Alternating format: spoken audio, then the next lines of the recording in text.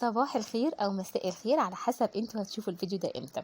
بدأنا كده مع بعض من فترة سلسلة وصفات أو فيديوهات إن احنا هنجرب حاجات، منتجات جاهزة من السوبر ماركت، سواء خلطات كيك أو حلويات، وهنجربها ونقول رأينا فيها إذا كانت تستاهل فعلا ولا لأ. هنبدأ النهاردة. أول حاجة عملنا قبل كده أم علي، وهنعمل النهاردة كمان مع بعض البسبوسة بالعلب الجاهزة أو العلب اللي بتكون موجودة في السوبر ماركت، وهنجربها مع بعض ونشوف هل هي حلوة وتستاهل ولا لأ. بس قبل ما ابدا معاكم فيديو النهارده، لو انتوا اول مره تشوفوني فانا فاتن عوض، ما تنسوش تشتركوا في القناه وتفعلوا الجرس ولايك وشير لو عجبكم الفيديو.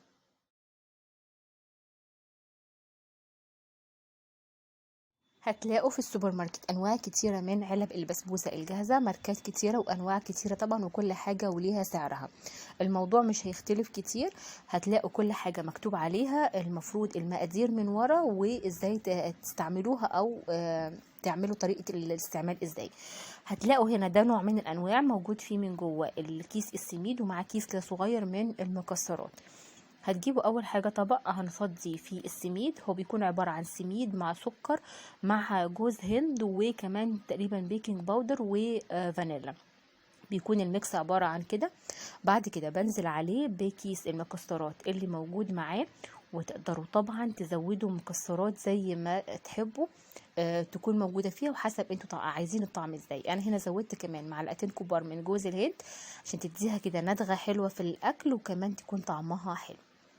قلبوا كده المقادير الجافة مع بعض كويس عشان كل حاجة تختلط، والمكسرات كده تكون موجودة في كل حتة. وقبل ما نبدأ بقى نشوف السوائل اللي احنا هنضيفها عليها، هنحطه كده على جنب. وبعد كده هجيب في طاسة، هنزل اول حاجة بنص كوباية من اللبن او الحليب، وكمان عليهم مقدار تلت كوباية من السمنة، تقريبا كده مقدار معلقتين كبار مليانين من السمنة، او كمان تقدروا تستعملوا الزبدة. هنزل بيهم كده على بعض، وبعد كده هنوديهم على النار. انا مش عايزاهم لا يسخنوا ولا يغلوا، مجرد بس ما تبدأ السمنة كده تفك وتسيح ويبقى الخليط ده يدوب دافي جدا كده، خلاص هيكون جاهز معايا. بعد ما دوبنا السمنة مع اللبن او الحليب، هنزل بيهم على خليط السميد، وهنبدأ بعد كده بالمعلقة بقلب من فوق لتحت. مش بنعجن كتير او بنقلب فيها كتير، علشان كتر التقليب ده او العجن في البسبوسة هو اللي بيخليها تنشف وتحجر معاكم، ما تبقاش حلوة. البسبوسة من اسمها عايزة دوب تتبس كده بسيط جدا، وتقليبة بسيطة، مجرد بس ما بتتشرب كل السوائل. لو احتاجت تقدروا تزودوا معلقتين بس من المية، معلقة معلقة كده او من اللبن، لحد ما توصلوا للقوام المظبوط. عندي هنا صينية مدهونة بالسمنة، او كمان تقدروا تدهنوها بالطحينة، هتخرج معاكم البسبوسة حلوة جدا. وهبدأ هنزل بخليط البسبوسة كله في الصينية. هنا انا كنت الاول مستخدمة صينية مقاسها اكبر شوية من المقدار بتاع البسبوسة، فكانت هتبقى معايا رفيعة شوية. فانا غيرت الصينية، نقلتها لصينية كمان اصغر شوية، علشان تطلع معايا مرتفعة، وكمان قوامها يكون حلو. نزلت بكل الخليط، هظبطها كده الاول بالسباتيولا، وبعد كده علشان السطح يكون متساوي، يا اما بخبطها كده اكتر من خبطه على الرخامه لحد ما وشها يعني يبقى مستوي وناعم، او ببل ايدي بشويه من الميه وبسويها كده بايدي، وبنظبط الوش بايدينا كده او كده. المهم الوش معايا يكون ناعم بالشكل ده.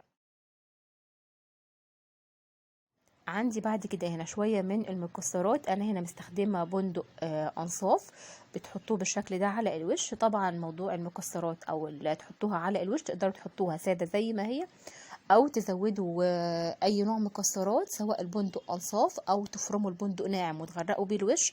ممكن كمان تضيفوا شرايح من اللوز او الفول السوداني، وممكن كمان الكريز اللي بنستخدمه كده في تزيين التورت والحلويات، تقدروا برضو انكم تستخدموه تزينوا بيه الوش.